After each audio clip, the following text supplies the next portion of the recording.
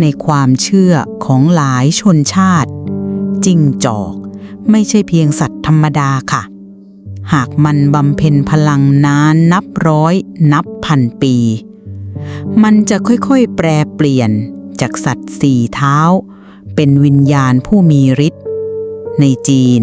เชื่อกันว่าทุกๆ100 ปีจิ้งจอกจะโงกหางเพิ่มขึ้น1 หางค่ะจนเมื่อครบ9 หางมันจะกลายเป็นจิ๋วเว้ยหู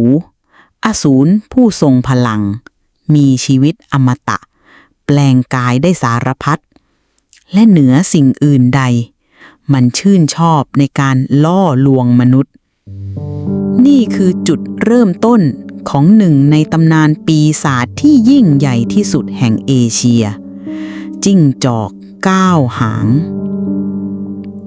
แต่ก่อนที่มันจะถูกเล่าในจีนและญี่ปุ่นมีเรื่องเล่าเก่าแก่ในอินเดียโบราณค่ะว่ามีนางปีศาจผู้หนึ่งงดงามเกินมนุษย์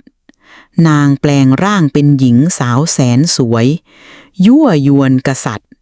และแม้กระทั่งฤาษีผู้ทรงศีลแต่เบื้องหลังรอยยิ้มงดงามนั้นคือความหิวกระหายวิญญาณมนุษย์ค่ะหลายคนถูกนางพรากชีวิตไปทีละคนจนเหล่าฤาษีผู้มีญาณอย่างรู้ตระหนักว่านี่มิใช่มนุษย์ธรรมดาหากคือจิ้งจอกที่บำเพ็ญบาปจนกลายเป็นอสูรฤาษีทั้งหลายจึงรวมพลังสวดมนต์สะกดเรียกเพลิงเวทลงมาประหารเสียงกรีดร้องสะท้านไปทั่วผืนป่าค่ะแต่แม้ถูกกำราบมันกลับไม่ถูกทำลายวิญญาณของมันหลุดรอดออกมาไหลตามเส้นทางการค้าและไปโผล่ขึ้นใหม่ในแผ่นดินจีนค่ะพงศาวดารจีนเล่าว่าในสมัยราชวงศ์ซางมีหญิงงามนามว่าต่าจีธิดาตระกูลสูงศักดิ์ถูกส่งเข้าวังเป็นมเหสีของเจ้าอ๋อง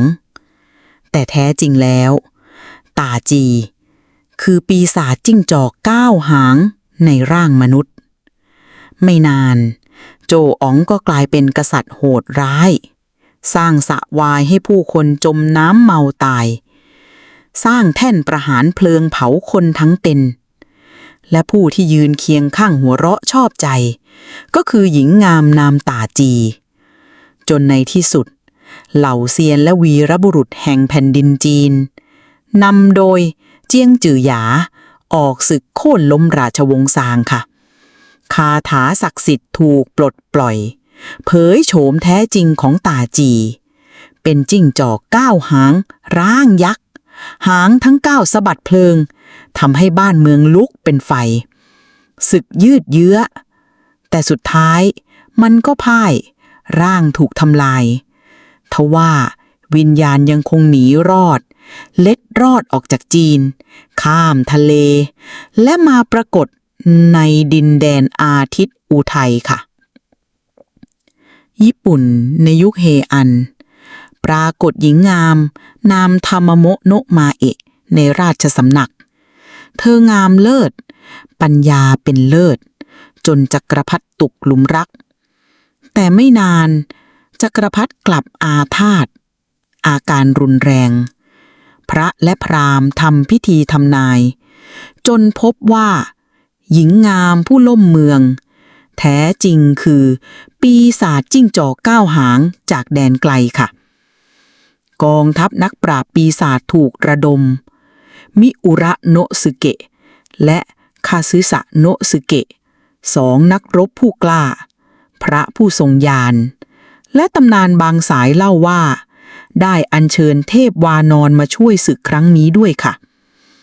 เมื่อความจริงถูกเปิดเผยทามาโมะโนะมาเอะกลับคืนร่างแท้จิ้งจอก9 หางมหึมาหางสะบัดทีเดียวป่าไม้ถล่มเพลิงลุกโชนทั่วแผ่นดินการต่อสู้กินเวลาหลายวันเสียงดาบปะทะเพลิงเสียงสวดสะกดปีศาจหางทั้ง9ถูกตัดทีละเส้น จนสุดท้ายมันกรีดร้องสถานสวรรค์ค่ะก่อนร่างจะทรุดลงร่างของมันไม่สูญสลายแต่แข็งกลายเป็นหินเซตโชเซกิหินพิษที่เชื่อกันว่าใครแตะต้องตายจนถึงทุกวันนี้หินสังหารหรือเซโอกะเซกิยังตั้งตระหง่านอยู่ที่จังหวัดโทชิกิประเทศญี่ปุ่นค่ะนักท่องเที่ยวบางคนเล่าว่ายามค่ำคืนหากยืนอยู่ใกล้หินนั้นจะได้ยินเสียงหัวเราะเบาๆของหญิงสาวลอยมากับสายลมเสียงหัวเราะที่ทั้งเย้ายวนทั้งเย็นเหยียบราวกับมาจากนรกบางคนบอกว่าเห็นควันพิษพวยพุ่งออกจากหินแม้จะไม่มีไฟแม้จะไม่มีสิ่งใดเผาและผู้ที่สูดเข้าไปกลับแน่นหน้าอกปวดศีรษะเหมือนถูกดูดกลืนลมหายใจพระนักบวชผู้เรืองเวทเคยเตือนเอาไว้ค่ะว่าปีศาจที่ถูกสะกดไม่เคยถูกทำลายสิ้นวิญญาณของจิ้งจอกก้าวหางเพียงแต่รอเวลาเมื่อถึงการที่โลกอ่อนแอที่สุดมันจะกลับคืนมาหลายคนเชื่อเช่นนั้นแต่ถ้ามองในอีกมุมหนึ่งจิ้งจอกก้าวหางก็ไม่ใช่เพียงปีศาจหรือสัตว์ร้ายในตำนานเท่านั้นในหลายวัฒนธรรมโดยเฉพาะจีนและญี่ปุ่นคิดซึเนะหรือหูหลี่จิงยังถูกมองว่าเป็นตัวแทนแห่งปัญญาความเจ้าเล่ห์และพลังหญิงบางยุคบางสังคมเชื่อว่าการบูชาจิ้งจอกอาจนำโชคลาภความอุดมสมบูรณ์หรือแม้กระทั่งพลังปกป้องจากสิ่งชั่วร้ายได้และในโลกปัจจุบันเราจะพบภาพจิ้งจอกก้าวหางในโลโก้แบรนด์การ์ตูนเกมหรือแม้แต่เป็นมาสคอตแต่ทั้งหมดนั้นก็อาจเป็นเพียงสัญลักษณ์เพื่อดึงดูดใจผู้คนมากกว่าจะมีอาถรรพ์ใดซ่อนอยู่มันคือเครื่องเตือนใจว่าสิ่งที่เรากลัวอาจเป็นเพียงเงาของตำนานที่สืบทอดกันมาหรือมันอาจเป็นพลังที่ยังแฝงอยู่เงียบๆรอวันที่ใครบางคนจะปลุกมันขึ้นมาอีกครั้งก็ไม่มีใครรู้ได้ตำนานบางครั้งก็เป็นเพียงเรื่องเล่าแต่บางครั้งก็อาจเป็นเงื่อนไขเตือนใจจากอดีตจิ้งจอกก้าวหางถูกปราบถูกสะกดถูกขังแต่ไม่เคยถูกทำลายและถ้าวันหนึ่งพลังที่ผนึกมันไว้เริ่มอ่อนแรงลงใครจะรู้ว่าเสียงหัวเราะแผ่วเบาในความมืดอาจไม่ใช่เพียงเสียงของสายลมพบกันใหม่ในครั้งหน้ากับเรื่องเล่าหลากตำ